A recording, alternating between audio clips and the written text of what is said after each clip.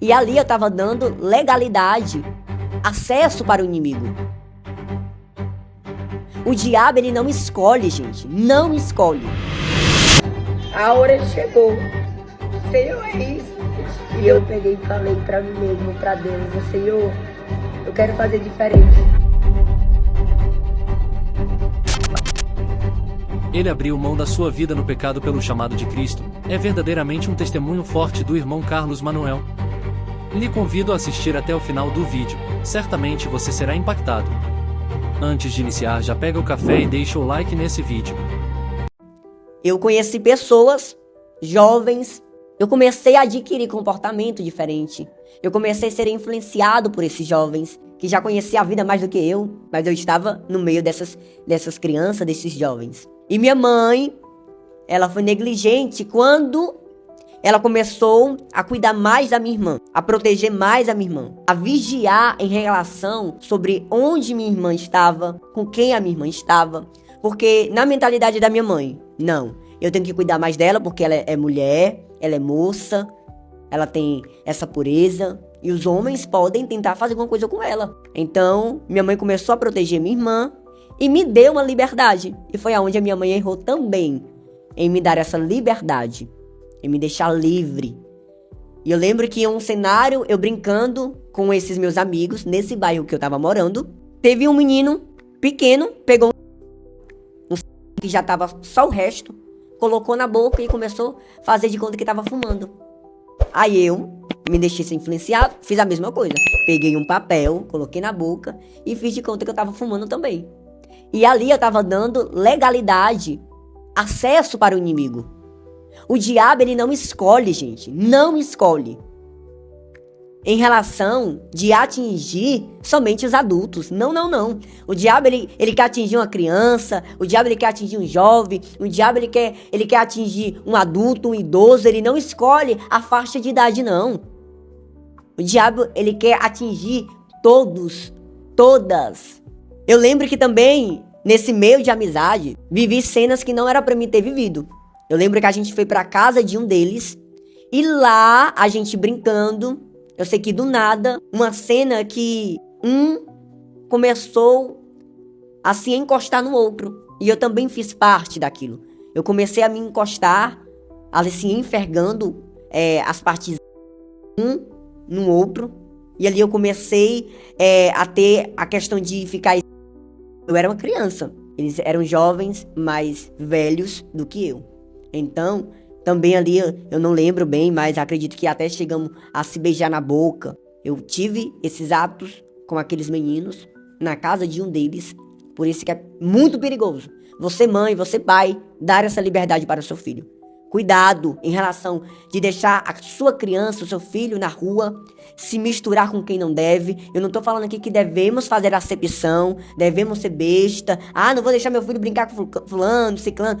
Não. Vigie em relação sobre olhar o que seu filho está fazendo. E não caia nessa de cuidar mais da sua filha e deixar seu filho mais livre. Porque seu filho pode ser...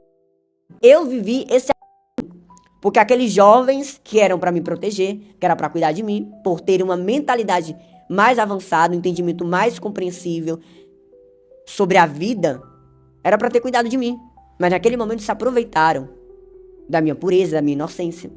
E aquilo me trouxe satisfação de prazer. Achei interessante aquilo. Aí, ao passar do tempo, nós se mudamos de casa. Nesse tempo, praticamente, os meus tios passaram a morar com minha mãe. Minha mãe estava também se relacionando com um homem nesse tempo. Eu acabei esquecendo de falar. Ela passou a se juntar com ele. Ele passou a cuidar da gente. Ele cuidava muito bem da gente. Porque minha mãe, ela teve que se submeter a viver com homens por conta do sustento. E minha mãe gostava desse homem. Mas também um dos propósitos dela estar com ele era a questão do dinheiro, a questão do sustento dentro de casa. Infelizmente, minha mãe teve que se submeter à prostituição. A prostituição tanto paga e a prostituição tanto em se relacionar com homens que não eram seu marido, seu esposo. Eu lembro que eu vivi uma cena muito forte, a qual eu passei a conhecer também outras pessoas nesse bairro. Eu brincando com meu vizinho, brincando de bola, Eu não sei se foi eu ou se foi ele que teve essa intenção. Como já tinha gerado em mim aquele desejo antes com aqueles jovens, quando eu fui me mudar para essa casa, eu brincando com meu vizinho, eu quis viver isso novamente. Aí, como eu falei, eu não sei se foi eu realmente, ou se foi ele que levou essa bola pra dentro de um banheiro de um bar que ficava na rua onde a gente morava. Já na intenção daquele momento, a gente ter um ato, eu pegar nas partes dele. E ali, eu vivi mais um ato, e vivendo aquilo foi algo prazeroso. E aquilo começou a se repetir. Chegou um dia que eu deixei de ir pra escola, a gente foi para um terreno abandonado, eu e ele, para viver esses tipos de atos. E nesse período também, perdi a minha avó. A minha mãe estava cuidando da minha avó, porque minha avó descobriu um câncer nesse tempo. Infelizmente, ela não venceu o câncer. Minha avó faleceu. Aí tiveram que vender a casa da minha avó, repartir o dinheiro da casa entre os filhos da minha avó. E nesse tempo, o meu irmão passou a morar com a gente, tanto o mais velho, tanto o segundo. E o meu irmão mais velho, ele foi um jovem muito ruim, sabe? Muito cedo, ainda criança, ele deu um tapa na minha mãe. E eu lembro que uma vez ele me bateu tanto que eu achava que eu ia...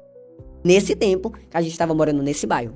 E também os meus tios cantavam de galo dentro da casa da minha mãe, mandava em mim, na minha irmã. E foi assim, uma criação bastante conturbada, eu confesso. Então, nesse período, eu não tinha uma mentalidade de pensar assim, será se eu sou homossexual? Porque eu tô sentindo assim, um desejo por homem. Eu não tinha esses pensamentos. Até porque nesse período também eu passei a gostar de uma menina. E eu lembro que também eu levava cartinha para essa menina. Eu gostei muito mesmo. Eu me apaixonei por essa menina. Esse sentimento eu não tive pelos meninos. Pelos meninos eu tinha um pensamento de satisfação, de prazer. Agora, por menina, eu tinha um pensamento de gostar, de me apaixonar, como eu cheguei a gostar e me apaixonar por essa menina. A gente se mudou de bairro novamente. O meu irmão mais velho já estava se envolvendo com coisas erradas nesse tempo e cada vez mais se aprofundando nesse caminho de tráfico. Quando a gente se mudou de bairro, ele foi com a gente, os meus tios também, alguns dos meus tios, não foram todos meus tios, foram alguns dos meus tios. Até uma tia minha também passou a morar nesse mesmo bairro. Eu conheci duas jovens, a qual eu passei a ter um carinho muito grande, tanto por elas, tanto pela mãe dela, pelo irmão dela, pelo pai dela também. E assim, foi através dessas jovens que eu fui para a igreja, uma igreja cristã, e eu louvo a Deus pela vida dessas jovens. E ali eu não tinha muito entendimento, eu não tinha uma clareza sobre o que era Deus, uma compreensão como hoje tenho, naquele tempo. E eu lembro que ia eu e minha irmã, a gente louvava até aquele louvor como Zaqueu. E nesse período, a minha mãe ainda estava com o mesmo homem, a qual ela passou a se juntar. Eu comecei a ir para casa da mãe desse meu ex-padrasto. Eu passei a ter uma aliança muito profunda com a irmã do meu ex-padrasto. E lá, eu vivi coisas tenebrosas. Coisas assim que o diabo influenciou de uma maneira assim profunda. Que nesse tempo, a gente brincava de pega-pega, esconde-esconde, garrafão. Me apaixonei conscientemente por um menino.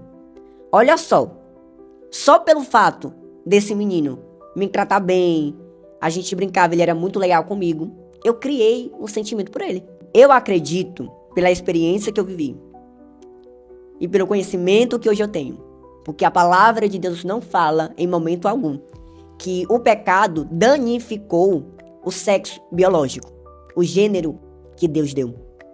O pecado, ele não danificou. O pecado, ele pode ter danificado o caráter do homem, mas o sexo biológico não danificou. A identidade que Deus deu, o pecado não danificou. Mas eu acredito que o desejo homossexual, ele é construído, ele é gerado de acordo com algum momento da sua vida que você viveu e que gerou em você esse desejo. Porque eu consegui notar, ao decorrer da minha vida, que eu não tive um pai presente.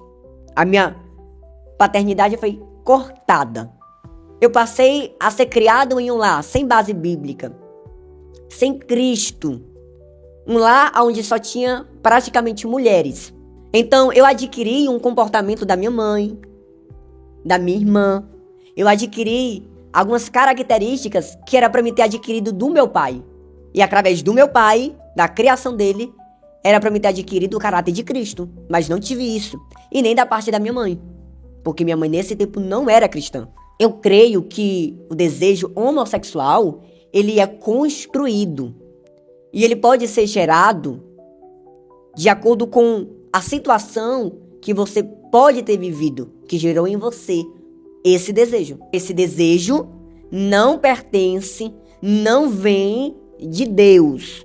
Esse pensamento, esse desejo não vem de Deus. O pensamento, o desejo de Deus, a vontade dele é revelada nas escrituras sagradas. A vontade de Deus. Eu não tinha uma compreensão sobre isso. Eu já tinha um comportamento diferente. A minha voz era fina, como é fina até hoje. O meu corpo, vocês podem notar, né, que eu sou magrinho, sou pequeno. E isso ajudou em relação sobre a identidade que eu passei a adquirir naquele tempo. É muito forte, não é verdade? Fique alerta aos pais sobre seus filhos. Se assistiu até aqui, deixa seu like e comenta sua opinião.